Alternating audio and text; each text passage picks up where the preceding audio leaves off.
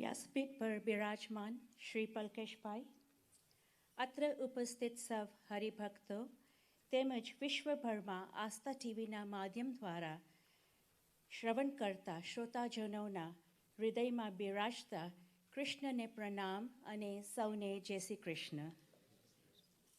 આપ સૌનું શ્રીમદ ભાગવત કથા જીવન એક ઉત્સવમાં પ્રેમભર્યું સ્વાગત છે. આજે મને ખૂબ જ આનંદ થાય છે કે આપણી સાથે સનાતન મંદિર વેમ્બલીથી શાસ્ત્રીજી વિશાલભાઈ પાંડ્યા તેમજ તેઓના પરિવાર સાથે પધાર્યા છે, તો તેઓનું અમે સ્વાગત કરીએ છીએ. ત્યારબાદ ગ્રીનફિલ્ડ મંદિર જલારામ મંદિરના પ્રેસિડેન્ટ રજનીભાઈ ખીરોયા, આપ પણ આપના પરિવાર સાથે પધાર્યા છો, તો તમારું પ્રેમભર્યું અમે સ્વાગત કરીએ છીએ.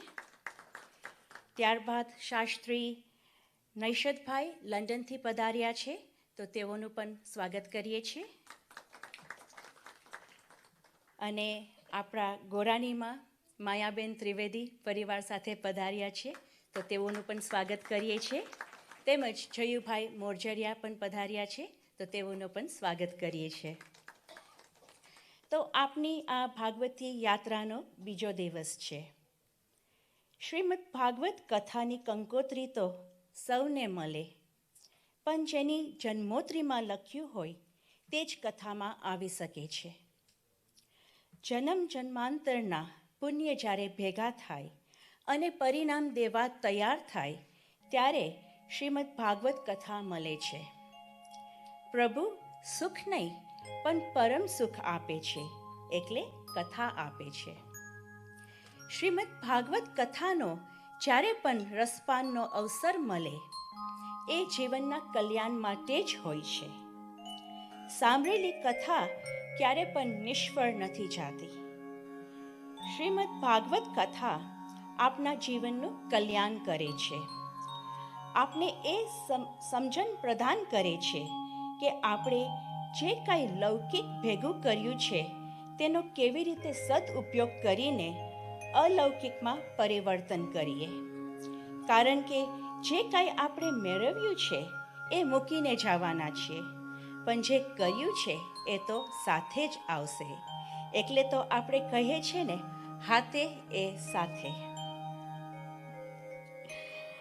આરામ મેળવવાની દુનિયામાં ઘણી જગ્યા હોય છે, પરંતુ વિશ્રામ મેળવવાની એક જ જગ્યા છે, એ છે ભાગવત કથા. એમ કહેવાય છે કે જે ગમે તેનું ગુલાલ કરીએ, એટલે જેમ ગુલાલથી સૌને રંગીએ એ જ રીતે આપને જે ગમે, આપને જેનાથી લાભ થયો હોય તો આપણે તે સૌને વહેંચીએ. તો મારી કથા સાથેની યાત્રા અત્યાર સુધીની મને જે વિચાર અને સૂત્ર મળ્યા છે, જેનાથી મને લાભ થયો છે, જેથી હું મારા જીવનને એક ઉત્સવ તરીકે માણું છું, તેમાંથી એક સૂત્ર છે કે આપણે દુઃખને આપણા જીવનમાં કંઈક શ્રેષ્ઠ પ્રગટ કરવાનો એક અવસર માનીએ. આપણે સૌ આપણા જીવનમાં હતાશા અનુભવ કરીએ છીએ અને દુઃખી થઈએ છીએ, પરંતુ આ દુઃખને આપણે એક અવસર માનીએ, એમાંથી કંઈક શ્રેષ્ઠ પ્રગટ કરીએ. આ સંસારમાં જ્યારે પણ કંઈ શ્રેષ્ઠ પ્રગટ થાય છે એના પાયામાં હતાશા હોય છે. દાખલા તરીકે પરીક્ષિતને હતાશ થયો કે ક્રોધમાં આવીને એને એક તેજસ્વી મહાપુરુષનું અપમાન કર્યું. ત્યારબાદ ગંગા તટ પર ગઈ અને ત્યાં સુખદેવજી પધાર્યા અને બંનેની વચ્ચે જે સંવાદ થયો, એટલે તો આપને શ્રીમદ ભાગવત પ્રાપ્ત થયું. એ જ રીતે યુદ્ધભૂમિમાં અર્જુન નિરાશ થાય છે અને યુદ્ધ કરવા તૈયાર નથી. ત્યારબાદ અર્જુન અને કૃષ્ણ વચ્ચે જે સંવાદ થયો, એટલે આપને ભગવદ્ ગીતા પ્રાપ્ત થઈ. કુરુક્ષેત્રમાં જ્યાં મારો અને કાપો થઈ રહ્યું હતું, ત્યાં શ્રી કૃષ્ણ ભગવદ્ ગીતાનું ગીત ગાય અને આપને એ સંદેશ આપે છે કે આપનું જીવન આપની પરિસ્થિતિ નથી, પરંતુ આપની મનોસ્થિતિ છે. સમજણ હોય તો વિપરીત પરિસ્થિતિમાં પણ રસ્તો ગોતી શકીએ છીએ અને સુખી થઈ શકીએ છીએ, પણ સમજણ ન હોય તો અનુકૂળ પરિસ્થિતિમાં પણ દુઃખી જ રહે છે. વિપરીત સંજોગોમાં ભગવાનની કૃપાને શોધી લેવું, એનું જીવન એક ઉત્સવ બને છે. સુખ વ્યક્તિને નિર્બલ બનાવે છે, પણ દુઃખ વ્યક્તિને મજબૂત બનાવે છે. દુઃખ આપનો વિકાસ કરે છે. એક કહેવત છે, શાંત સમુંદર ને કભી કુશાળ નાવિકા સર્જન નહીં કિયા. જો એક નાવિક એની નાવ ફક્ત શાંત સમુદ્રમાં જ ચલાવે તો ક્યારે પણ એની કુશાળતામાં વિકાસ ના થાય, પરંતુ જો એ તોફાની સમુદ્રમાં એની નાવ ચલાવે તો એની કુશાળતા વધે. જીવનને એક ઉત્સવ બનાવવા માટે આપણે આપણો દૃષ્ટિકોણ બદલવાનો છે. પરિસ્થિતિ તો એ જ રહેવાની છે, પરંતુ આપણી દૃષ્ટિ એ પરિસ્થિતિ તરફ બદલાવાની છે. પરીક્ષિતને શ્રાપ થયો તો તેને એ શ્રાપને વરદાન રૂપી જોઈને 7 દિવસમાં શ્રીમદ ભાગવત કથા શ્રવણ કરીને મોક્ષ પ્રાપ્ત કર્યો.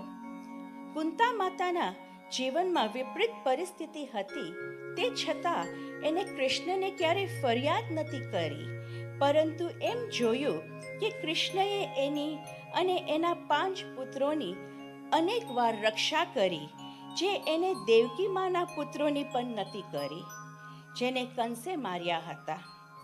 આપણે આપણી દૃષ્ટિ વસ્તુ, વ્યક્તિ, પરિસ્થિતિ અને વિચાર તરફ જો સકારાત્મક રાખશું અને વિપરીતતામાં સ્થિરતાનો અનુભવ કરશું તો આપણું જીવન એક ઉત્સવ બનશે. અને આ કરવા માટે શ્રીમદ ભાગવત આપને માર્ગદર્શન આપે છે. તો હું શ્રી પલકેશભાઈને પ્રણામ સાથે પ્રાર્થના કરું છું કે સુખદેવજીનું વાણીનું દિવ્ય અમૃત પીવડાવે, જેથી આપણે ભગવાનને સાંભળવાનો એક અવસર મળે, ભગવાનને સમજવાનો મોકો મળે, ભગવાન તરફ જવાનો એક અવસર મળે અને આપણે આપણા જીવનને એક ઉત્સવ બનાવીએ. સૌને જય શ્રી કૃષ્ણ.